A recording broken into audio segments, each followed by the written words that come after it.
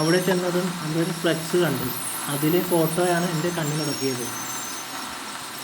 ഞാൻ ഒന്നേ നോക്കിയുള്ളൂ. ഫോട്ടോയിൽ കണ്ട പെണ്ണിനെ കണ്ടത് ഞാൻ വിറം കലിച്ച് നിന്നുപോയി. ഞാൻ എന്ത് ചെയ്യണമെന്നറിയില്ല.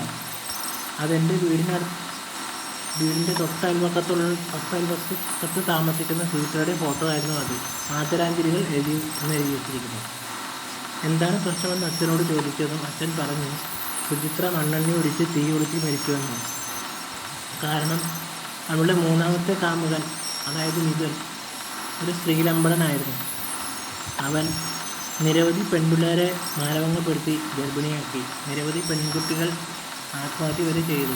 കാരണം മിഥുൻ പെൺപിള്ളേരുടെ ശരീരമാണ് ആവശ്യപ്പെട്ടത്. അതിങ്ങനെ പലതവണ ചെയ്യുന്നുണ്ടായിരുന്നു. അങ്ങനെ ഇവരുടെ നഗ്നചിത്രം എടുത്ത് യൂട്യൂബിൽ അപ്ലോഡ് ചെയ്ത് അപമാനം ഭയന്നാണ് സുചിത്ര ആത്മഹത്യ ചെയ്തത്.